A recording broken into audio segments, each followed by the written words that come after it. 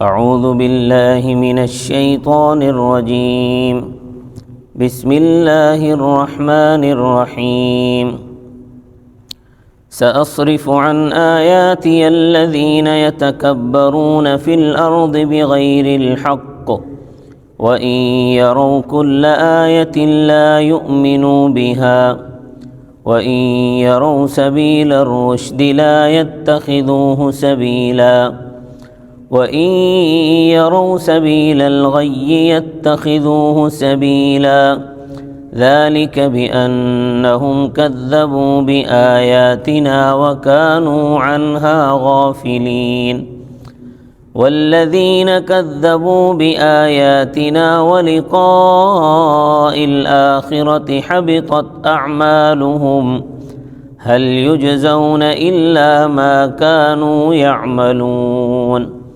صدق اللہ العظیم۔ گزشتہ آیت کے آخر میں تھا سأریکم دار الفاسقین، میں جلدی تم کو حد اطاعت سے نکلنے والوں کا گھر دکھاؤں گا۔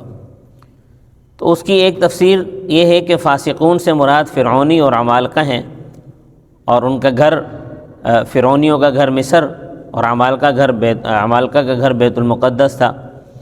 تو یہ ترغیب کا مضمون ہے، اور آگے کی آیت میں ترہیب کا مضمون ہے، مگر بنی اسرائیل کا مصر کی طرف لوٹنا تاریخی اعتبار سے ثابت نہیں ہے، اس لیے دوسری تفسیر یہاں اختیار کی گئی ہے۔ فاسقین سے مراد اعلیٰ درجے کے فاسقین ہیں، جو حد اطاعت سے نکلنے والے ہیں، کافر ہیں۔ ان کا گھر دوزخ ہے، جو مرتے ہی ان کے سامنے آ جائے گا۔ تو زیر تفسیر آیت کو مستقل مضمون قرار دینا چاہیے۔ اس میں اصل میں قریش پر بھی ایک چوٹ کی گئی ہے۔ انبیاء کرام جب مبعوث ہوتے ہیں یا داعی جب اللہ کے دین کی طرف بلاتا ہے تو لوگ پیچھے ہٹتے ہیں، تکذیب کرتے ہیں، دعوت قبول نہیں کرتے۔ تو یہ وہ لوگ ہوتے ہیں جو زمین میں بلا وجہ اپنی بڑائی جتاتے رہتے ہیں۔ انبیاء کی بات ماننے میں ان کو اپنی لیڈری ختم ہوتی نظر آتی ہے، اس لیے وہ دعوت قبول نہیں کرتے۔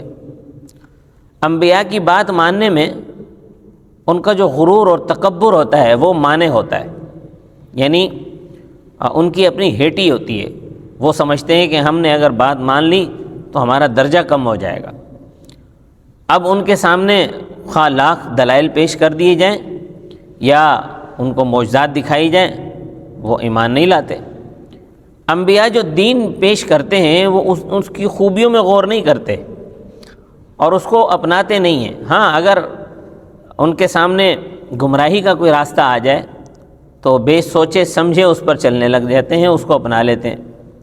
اور یہ دونوں باتیں، یعنی راہ ہدایت کو نہ اپنانا، گمراہی کی راہ اپنانا، یہ اس وجہ سے ہے کہ وہ اللہ کی باتوں کو نہیں مانتے، وہ اللہ کی آیتوں سے غافل ہیں، اپنے انجام کو نہیں سوچتے، انبیاء کی تکذیب کرتے ہیں۔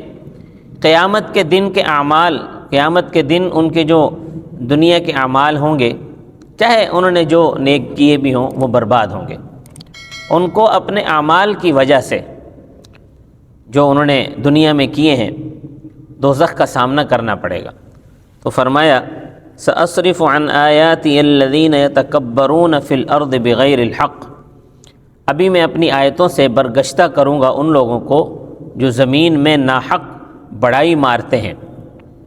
وَإِن يَرَوْا كُلَّ آیَةٍ، یعنی ان کا غرور ان کو اجازت نہیں دیتا کہ وہ احکام الہی کو قبول کر کے ان کی اطاعت کریں، اس لیے اللہ نے بھی حق بات سے ان کے دلوں کو پھیر دیا ہے۔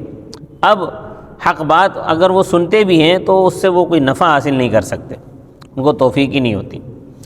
وَإِن يَرَوْا كُلَّ آیَةٍ لَا يُؤْمِنُوا بِهَا، اگر وہ ساری نشانیاں دیکھیں تو بھی ان پر ایمان نہ لائیں۔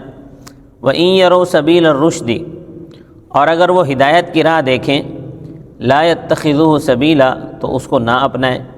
وَإِن يَرَوْا سَبِيلَ الْغَيِّ، اور اگر وہ گمراہی کی راہ دیکھیں، يَتَّخِذُوهُ سَبِيلًا، تو اس کو اپنا لیں۔